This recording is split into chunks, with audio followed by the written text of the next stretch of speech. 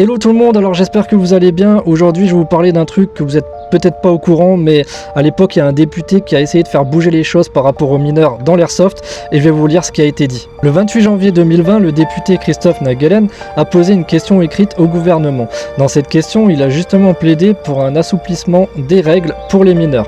Voici les points qu'il a défendus. Incohérence avec d'autres activités, il a souligné que la réglementation de l'airsoft semblait trop stricte par rapport à d'autres loisirs, comme le paintball autorisé aux mineurs avec des lanceurs bien plus puissants, ou la chasse, un mineur de plus de 16 ans peut utiliser une arme de catégorie C avec un permis. Il a argumenté que l'interdiction totale poussait les mineurs à pratiquer de manière sauvage dans des lieux non sécurisés, forêts, terrains vagues, sans aucune surveillance.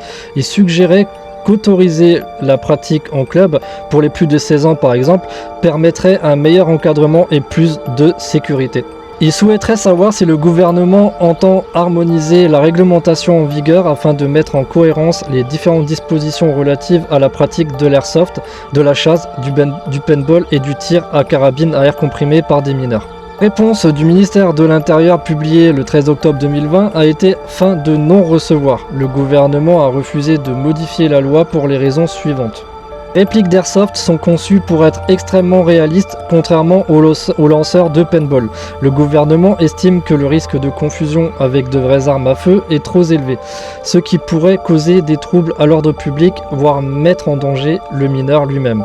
Pour la chasse ou le tir sportif, les mineurs reçoivent une formation obligatoire au maniement des armes, ce qui n'est pas le cas pour l'airsoft.